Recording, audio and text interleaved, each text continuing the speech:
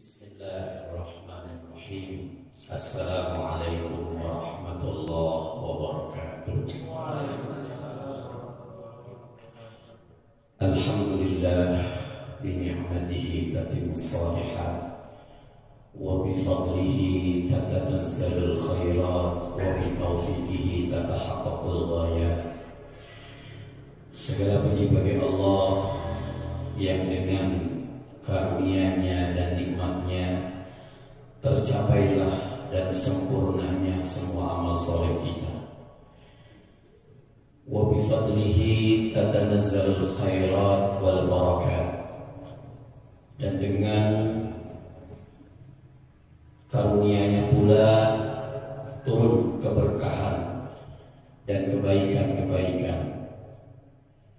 Wa bi taufiqihi tatahaqqaqul ghayat, dan dengan taufiknya Allah Subhanahu wa taala tercapailah maqasid wal ghayat, tujuan-tujuan kita dan harapan-harapan kita. Bapak Ibu jamaah Maghrib Masjid Fatimah Garut Wonosobo, segala kenikmatan yang saat ini kita rasakan, keindahan yang saat ini kita lihat, dan kesuksesan yang saat ini kita raih itu murni milik Allah Subhanahu wa taala. Suatu saat ridho tidak ridho, ikhlas tidak ikhlas, siap tidak siap, Allah Subhanahu wa taala akan mengambil itu semua dari kita. Maka oleh karena itu mari sama-sama di malam hari ini selepas menjalankan maghrib berjamaah kita kembali berikrar kepada Allah Jalla Jalaluhu, bahwasanya kita yang hadir di sini bersaksi bahwa tidak ada yang disembah dengan sebenar-benar penyembahan kecuali Allah Subhanahu wa taala. Wahdahu la syarikalah. Allah itu esa. Allah itu anti dipoligami. Allah itu paling murka untuk dibanding-bandingkan. Dan Allah Subhanahu wa taala paling hina kalau dibagaimana-bagaimanakan, la tatakayyaf li zatillah. Dan kita juga pada malam ini kembali berikrar pada diri kita bahwasannya kita bersaksi, yang hadir di sini bersaksi bahwasannya Muhammad ibni Abdillah adalah utusan Allah, panutan kita, dan dari dialah Rasulullah SAW kita bisa menyempurnakan agama Islam ini sampai kita menuju keridhaan Allah Subhanahu wa taala. Bapak Ibu jamaah Maghrib rahimani wa rahimakumullah, kumpul kita di sini dalam rangka halal bi halal. Halal bi halal adalah satu konsep yang cuma terjadi di negara kita Indonesia tercinta. Kalau kita nyebrang ke Mekah nggak akan kita dapatkan halal bihalal. Di Mesir nggak ada halal bihalal. Dimanapun negara kita nggak akan dapatkan halal bihalal. Kalau tuh ada, paling di KBRI setiap negara. Itu pun isinya orang-orang Indonesia saja. Siapa yang mendapatkan halal bihalal? Tentunya mereka yang sudah beridul fitri. Siapa yang pantas untuk beridul fitri? Tentunya mereka yang sudah menyempurnakan rangkaian ibadah Ramadan selama 1 bulan penuh. Coba kita lihat kemarin di hari-hari terakhir, minggu terakhir di bulan Ramadan, kita lihat dan menyaksikan pindahnya kegiatan umat Islam dari Masjid Fatimah Garut ke Rita, Pak. Pindahnya kegiatan umat Islam dari masjid-masjid ke terminal-terminal, ke pelabuhan-pelabuhan, ke bandara-bandara. Dan memang inilah terjadi setiap tahun wajah kita. Kalau bicara lebaran pasti bicara pulang kampung. Bicara lebaran pasti bicara panganan-panganan yang spesial. Bicara lebaran pasti bicara ketupat, rendang, nastar. Apalagi Bu? Padahal Lebaran itu beda dengan Idul Fitri. Lebaran adalah sebuah tradisi yang setiap manusia boleh ikutan. Nasrani punya Lebaran, Hindu punya Lebaran, Buddha punya Lebaran, Konghucu punya Lebaran, kita juga punya Lebaran. Semua bisa ikut berlebaran, tapi nggak semua bisa beridul fitri. Selalu ada kos, selalu ada biaya, selalu ada tarif tiket dari setiap apa yang kita lakukan di dunia ini. Dan di dunia ini yang kita lakukan, wallahi tidak ada yang gratis, Bapak Ibu. Ibu kebelet pipis di pasar, mau masuk musola, musola dikunci. Masuk pasar, toilet, keluar, bayar nggak? Bayar. Berapa? 2.000. Apalagi masa pandemi. Uangnya 5.000, nggak ada kembalinya, suruh pipis lagi, Pak. Free of charge tuh nggak ada, majanan tuh nggak ada di dunia ini. Anda mau jadi orang soleh, ada tiketnya. Mau jadi orang salah, ada tiketnya. Mau jadi orang baik, ada tiketnya. Mau jadi bajingan tengik sekalipun, ada tiketnya. Ada seorang dokter baru, dokter gigi. Suatu hari, ini dokter buka praktek di rumahnya, di perumahannya. Saat itu pasiennya ada 4 orang, Pak. Pasien pertama dipanggil, dibuka mulutnya, ternyata berlubang. Karena dokter gigi baru, fresh graduate, dia agak demam panggung. Mau cabut gigi yang berlubang, lupa dibius, Bu. Akhirnya dicabut, teriak ini pasien pertama. Teriakan pasien pertama ini didengar oleh pasien yang lagi nunggu 2, 3, 4. Pasien 2, 3, 4 ini pikir, ya Allah, ini dokter gigi baru, kok diperiksa teriak-teriakan seperti ini, jangan-jangan malpraktek. Akhirnya pasien 2, 3, 4 nggak jadi berobat, kabur, Pak. Setelah selesai, pasien pertama ini bilang, berapa dok biayanya? 800.000 satu gigi. Kaget ini pasien pertama, dok. Bukannya satu gigi itu 200.000? Betul, satu gigi 200.000. Tapi siapa suruh panjenengan teriak? Panjenengan teriak, pasien saya yang 3 kabur. Yang tadinya saya dapat uang 800.000 jadi 200.000 tiket, Pak. Maka yang mendapatkan Idul Fitri gak semua orang. Apa kita nggak mau teriak Allahu Akbar, Allahu Akbar, Allahu Akbar? Puasa nggak mas? Enggak. Tarawih nggak mas? Enggak. Ya malu. Allah kan bilang walituk milul ijjah di dalam surah Al-Baqarah 185, walituk milul ijjah. Hendaklah kalian yang kepengen mentakdirkan Allah, menyebut-nyebut nama Allah, hendaklah kalian menyempurnakan bilangan jumlah puasa kalian. Puasa itu sebulan penuh. 1 bulan itu kadang-kadang 29, kadang-kadang 30 hari. Ketika Rasulullah SAW ditanya, ya Rasul, untuk bilangan Islam 1 bulan itu ada berapa? Maka Rasul menunjukkan 3 kali kedua tangannya. Asyhadu hakada 10, wahakada 20, wahakada. Terakhir Rasul melipatkan ibhamuhu, melipatkan jarinya, ibu jarinya. Artinya di dalam Islam itu 1 bulan bukan 30 hari tapi 29 hari. Maka di hari 29 malamnya sama-sama melihat hilal. Kalau nggak ada hilal, nggak terlihat, berarti digenapkan menjadi 30 hari. Ustaz, tahun ini kan lebaran kita beda. Ada yang Idul Fitrinya hari Jumat, ada yang Idul Fitrinya hari Sabtu. Kami yang orang awam, Ustaz, kami ngaji, cuma kan kami bukan ahli dalam bidang ruqyah atau bidang hisab menghisab. Bukan rokok, Pak.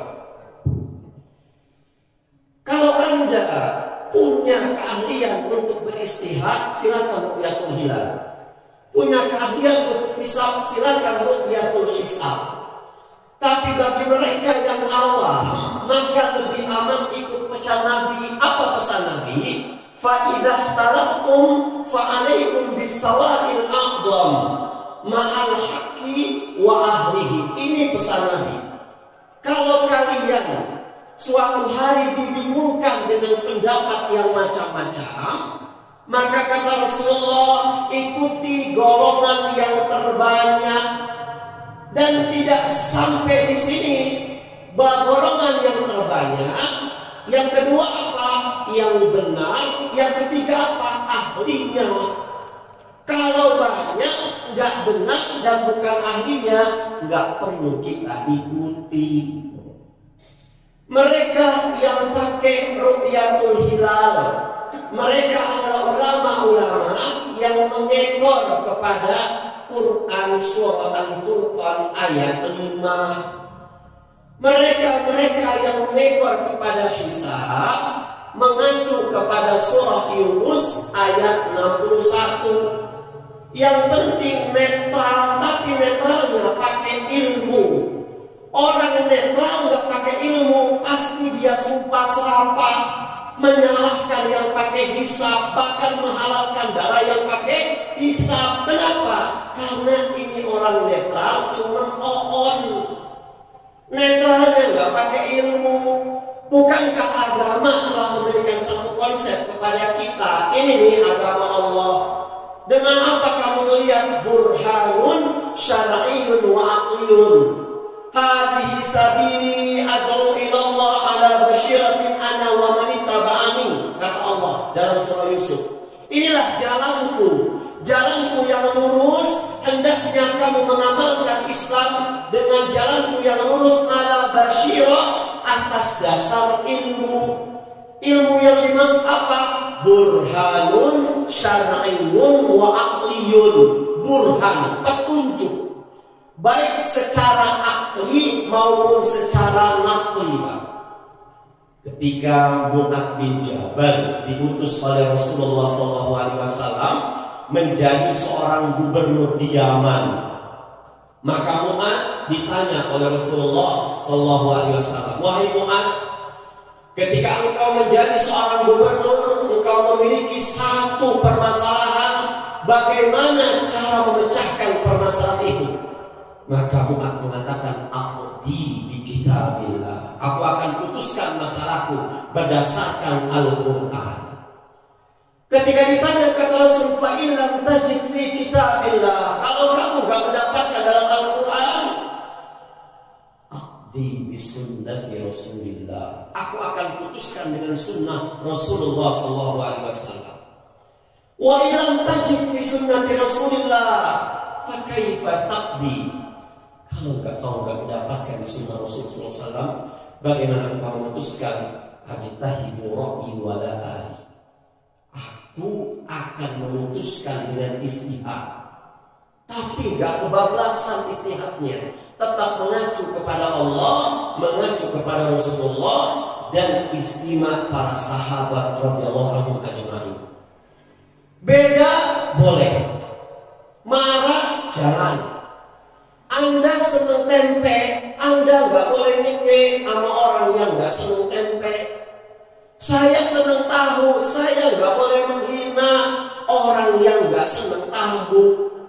Ikhtilaf, al-khilafu baina ummati syahrun. Al-khilafu syahrun. Ada kisah menarik jemaah.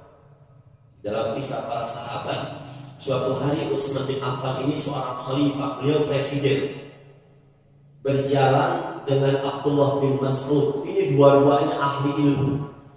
Abdullah bin Mas'ud, kalau dia berpergian, kalau sudah keluar rumah, masafahnya, jaraknya sesuai dengan tuntunan Rasulullah, pasti di jamak qasar. Ini Abdullah bin Mas'ud. Tapi pada saat Abdullah bin Mas'ud ikut safar bersama Khalifah Utsman bin Affan, Abdullah bin Mas'ud pada saat itu ikut khalifah. Ya, ikut khalifah. Ketika disuruh imam, silahkan Abdullah bin Mas'ud, ini adalah safar. dan tunjukkan ilmumu tentang jamak dan qasar. Kata Abdullah bin Mas'ud, monggo khalifah, silahkan Anda jadi imam.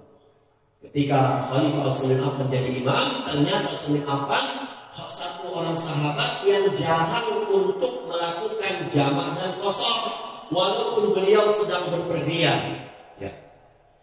Ketika ditanya, wahai Khalifah, wahai Abdullah bin Mas'ud, kenapa kok kamu gak menjamak, gak mengqasar? Padahal di antara sahabat Rasul SAW, engkau adalah seorang sahabat yang kalau keluar saja engkau pasti jamak qasar. Maka Abdullah bin Mas'ud dengan enteng mengatakan, al-khilafu syarrun, perbedaan itu adalah keburukan. Apalagi perbedaannya tanpa kebenaran dan tanpa ahli. Selesai ilmu kita. Kedepan kita perbedaan dengan ilmu. Jadi nggak saling kafir mengkafirkan, nggak saling salah menyalahkan. Karena bukan dengan nafsu tapi dengan ilmu. Kemudian setelah kita ikmal menyempurnakan jumlah bilangan puasa kita, kalau Anda kepengen ikut Idul Fitri, maka Ibnu Katsir mengatakan dalam tafsir Baghawi juga dikatakan, jangan pernah berhenti untuk terus melaksanakan semangat Ramadan. Walaupun puasa telah 16 hari yang lalu meninggalkan kita, sekarang 16 Syawal gitu. Walaupun puasa Ramadan telah berlalu, mulut ini jangan berhenti untuk berpuasa dari ngomongin orang, dari memfitnah orang, dari menggibah orang. Hati-hati. Berapa banyak semua amaliyah Ramadan kita enggak diterima sama Allah Subhanahu wa taala lantaran kita punya dosa kepada hak manusia yang lain. Ini luar biasa masalah hati ini. Ada seorang kiai hidup bertetangga dengan seorang pelacur. Kiai ini setiap mau keluar rumah subuh, azan subuh dia keluar rumah, pasti dipertemukan oleh Allah dengan seorang pelacur, ya tetangganya. Ketika kiai ini melihat pelacur ibu, kiai ini dalam hati bilang, ya Allah, ini cewek cantik sih tetangga saya, cuman sayang penzina ahli neraka, aurat terumbar kemana-mana. Nih, ya, kiai itu. Si pelacur justru beda hatinya bicara. Kata pelacur, ya Allah, nikmat banget jadi kiai ini, ustadz ini. Dia sudah sholat subuh, dia mau sholat subuh, sudah mulai sudah baca Quran, nggak harus cari kerja seperti saya tiap malam jual kapong. Ya, ini masya Allah, si pelacur hatinya tuh ditata rapi untuk menilai seorang kiai. Ketika bertemu di alam barzah, ya, akhirnya kiai ini justru Allah putuskan masuk ke dalam neraka. Mau masuk surga tapi dicuci dulu sama Allah. Atas hidayah Allah, si pelacur ini sebelum meninggal dunia dia bertobat kepada Allah Subhanahu wa taala. Gara-gara hati itu. Kita mau sholat maghrib tadi, jalan, mungkin melewati para pedagang yang lagi ngobrol, melewati para pemuda yang lagi asik main catur, Pak. Ya. Apa kata Rasul? Dakwah dulu, Mas. Saya duluan maghrib ya, Mas. Kita nggak dakwah, tapi kita mencemooh. Ini si Mas emang nggak punya kuping ya, sudah azan kok nggak mau sholat. Ya, kita belum masuk masjid sudah sumpah serapah, Pak. Maghrib kita rusak gara-gara hati kita nggak connect dengan amaliyah kita. Ada cerita senilit sang kiai. Kiai ini dipanggil ceramah walimatul urus, pesta pernikahan. Dia memberikan nasihat pernikahan. Setelah selesai, kiai dipersilakan makan. Dia makan rendang, ternyata rendangnya nyelip ke giginya, Pak. Dia pulang ke rumah berjalan, gitu ya Pak. Dia nggak sadar melihat ranting orang di depan rumah dipotes, itu ranting dipatahkan. Ketika di akhirat diusut kiai tersebut, kamu sudah minta izin belum sama yang punya ranting? Enak-enak saja kau lanting-lanting orang tua. Makanya kitab Mukhtasar Minhajul Qasidin Al-Imam Ibnu Qudamah itu jauh hari mengajarkan kepada kita itu kalau puasa jangan seperti dulu waktu kita masih anak-anak. Puasa kita hanya sebatas puasa nahan lapar, nahan haus, nahan untuk tidak berhubungan suami istri. Tapi kadang mata kita nggak puasa, tangan kita nggak puasa, bahkan hati kita nggak puasa. Ibnu Qudamah bilang para ulama-ulama jauh-jauh hari itu mereka bukan hanya mempuasakan untuk tidak makan, tidak minum, tidak berhubungan suami istri, tapi mereka juga kafun nadri, menjaga pandangannya, saumul qalbi, menjaga hatinya, anhimamid jami'ah, dari semua ambisi-ambisi yang akan mengotori semua amaliyahnya kepada Allah Subhanahu wa ta'ala. Wal afkaril muba'adati anillah, dan semua pemikiran-pemikiran yang bisa menjauhkan orang ini dari untuk mengingat Allah Subhanahu wa ta'ala. Dan dahsyatnya waqaffan amma siwahu, dan dia menjaga dirinya untuk tidak jauh kepada Allah Subhanahu wa ta'ala. Puasa orang ini Pak bukan hanya sebatas nanti kalau Ramadan saya akan menghatamkan Al-Quran, udah nggak perbincangan dia ini lagi. Nanti saya etika enggak, tapi yang dia bicarakan Ramadan tahun ini yang sudah hari ke-10, apakah Ramadan aku sudah benar-benar ikhlas karena Allah apa tidak? Dia sudah main hati. Ramadan saya ini yang sudah berlalu diterima amal Allah secara tawakal atau tidak? Ikhlas gak saya menjalaninya? Sudah sampai tatanan hati. Hati luar biasa. Ketika kita sudah membersihkan hati ini, sudah. Kalau bicara makhluk, Masya Allah, tidak ada habis-habisnya. Tidak ada habis-habisnya. Kita kadang-kadang sholat subuh masih muda, ya Allah, keluar rumah melihat tetangga sebelah kiri kanan masih belum bangun, terdetik dalam hati kita, ya Allah, di rumah ini, di gang ini yang masih muda, sholat subuhnya berjamaah ke masjid ini cuman saya, Pak, yang lain itu belum pada bangun, belum nyampe ke Masjid Fatimah, amaliyah subuh kita sudah rusak dengan suuzon kepada orang lain. Ini makanya Ramadan itu menata hati kita, menata hati kita. Kenapa? Karena kita bakal ingin. Apa itu ingin? Dari kata-kata ada yaudu, artinya kembali ke asal. Bapak ibu punya anak yang dia merantau ke Taiwan, merantau ke Jakarta, merantau ke Kalimantan. Ketika Idul Fitri dia mudik, maka kembali ke asal itu artinya id. Ada yaudu id, kembali ke asal. Di dalam bahasa Arab kembali itu ada dua. Yang pertama roja'a yarji'u, yang kedua ada yaudu. Roja'a yarji'u artinya kembali, cuman gak balik-balik. Tapi kalau ada yaudu itu artinya persir, artinya merantau, dia akan balik asal. Makanya itu sesuatu hari yang selalu berulang-ulang. Orang kalau bicara mudik pasti seneng Bapak Ibu. Lihat saja saudara-saudara kita yang mudik dari Jakarta, itu bawa motor Beat. Itu motornya Beat, bawaannya lebih besar daripada motornya. Suami, istri, anak 2 orang, kemudian belakang pakai papan, pakai dus, ya Bu, saking senengnya.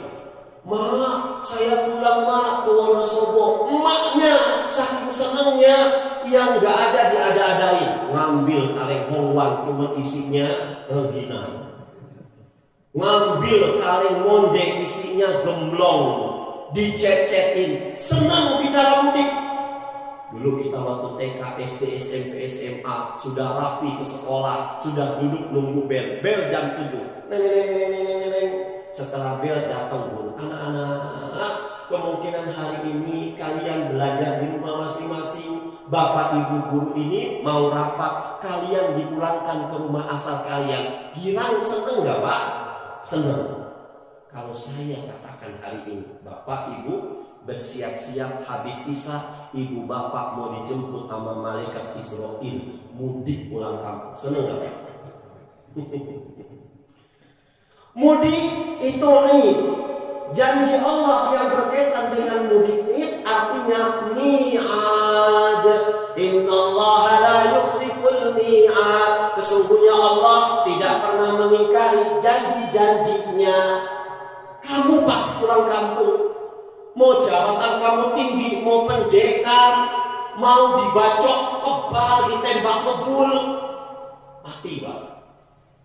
Kita semua istri punya, suami sudah punya, mobil punya, harta sudah punya. Satu yang kita belum punya apa?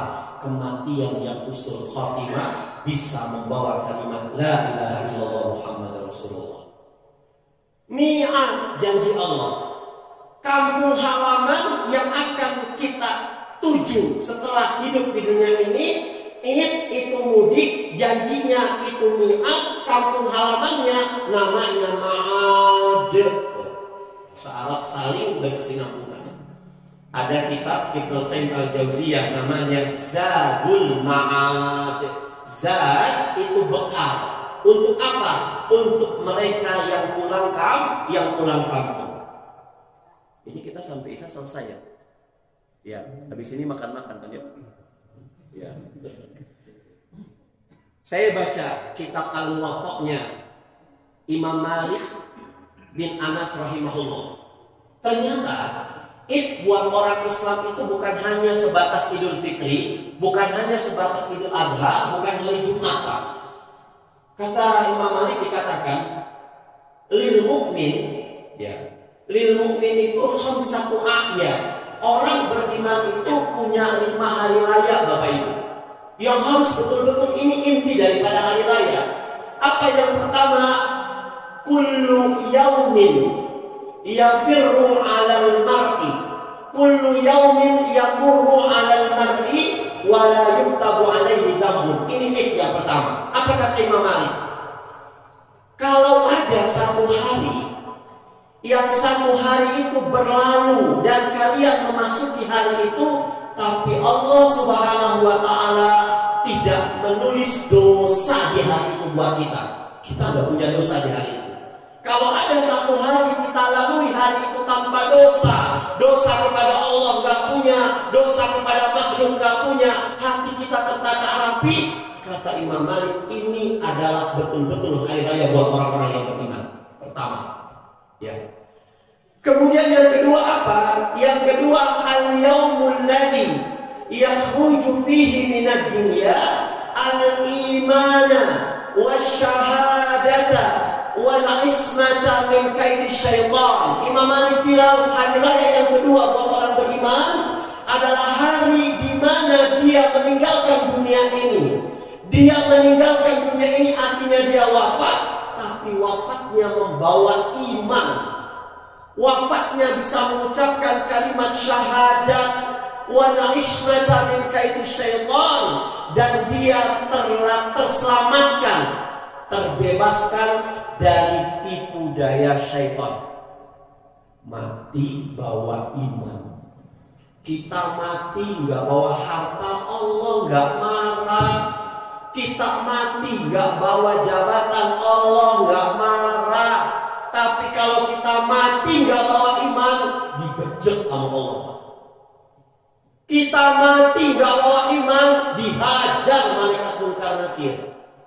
Saya bersihkan kamu ketika lahir ke dunia ini, kok pulang ke saya acak-acakan kayak begitu? Mati bawa iman, bisa ngucapin 2 kalimat syahadat, bisa Ustaz, bisa.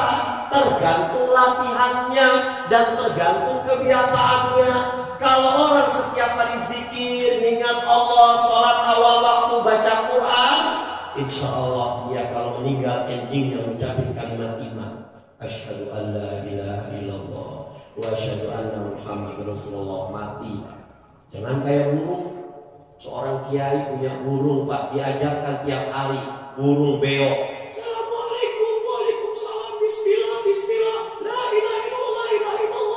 Suatu hari datang yang namanya kucing, dicaplok, dia mukanya bilang Pak. Ya, Islamnya, sholat pakai Islam, kita haji pakai tuntunan Islam, umroh pakai Islam, zakat pakai Islam. Tapi kalau kita muamalah manusia dengan manusia, kita meninggalkan konsep Islam, tercoreng keislaman kita. Kita ngaji pakai Islam, dagang pakai kapitalis. Kita sholat pakai cara Islam, ketika pinjam meminjam pakai cara ribawi, wallahi tidak akan pernah sukses ending kematiannya. Maka ketika kita kepengen mati dalam keadaan Islam, bismillah, istiqomah, makan cara Islam, minum cara Islam, duduk cara Islam, ngobrol cara Islam. Selama ini kan iman tuh hanya di musola saja Bapak Ibu. Ketika kita di kantor, iman kita nggak dibawa. Ketika kita di pasar, man, lu di rumah aja ya, gue mau ke pasar. Kalau lu gue bawa, gue nggak bisa ngurangin timbangan, gue nggak bisa curang. Itu iman kita. Padahal puasa itu mendidik kita untuk selalu menyadari seakan-akan kita dalam pantauan Allah Subhanahu wa Ta'ala. Saya kebut nih 6 menit lagi soalnya. Berapa 4 menit lagi ya. Kemudian yang ketiga apa? Yang ketiga, al-yawma alladzi yujawizu fihi sirat wa ya'manu min ahwalil qiyamah. Yang ketiga kata Imam Malik adalah hari di mana kita itu selamat ketika di titian sirat dan kita terbebas daripada huru-hara hari kiamat. Ini luar biasa. Kemudian yang keempat, apa kata Imam Malik? Al-yawma alladzi yadkhulu ilal jannah wa ya'manu minal jahim. Kelak kita akan masuk ke dalam surga dan terselamat dari neraka jahanam. Dan yang terakhir, al-yawmal ladzi yanzuru ila rabbi, hari di mana kita akan bertemu dengan Allah Subhanahu wa Ta'ala. Sudah kita laksanakan. Hubungan dengan Allah sudah kita sempurnakan. Tidak akan pernah diterima oleh Allah ibadah Ramadan seseorang kalau dia masih ada sangkut paut dengan hak adami. Makanya muncul yang namanya silaturahim. Indonesia ada halal bihalal. Apa halal bihalal itu? Halal bihalal dari kata-kata hilun, Pak. Orang Arab kalau menemukan benang yang kusut, dia mau meluruskan kok susah. Proses dia meluruskan benang yang kusut itu namanya hilun akbar. Waduh, ada benang, saya mau pakai ini benang. Masih kusut, bermasalahkan benang, berarti haram. Kepengen halal, dia buka, dia uraikan benang itu satu persatu. Proses menguraikan benang untuk tidak bermasalah namanya hilun akbar.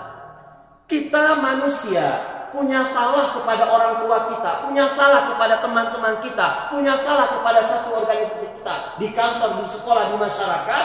Proses kita ingin menuntaskan masalah itu namanya hilun muskilah.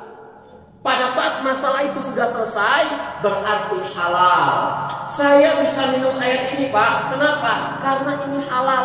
Tidak ada sesuatu yang diharamkan. Kalau air ini bermasalah, maka air ini adalah haram.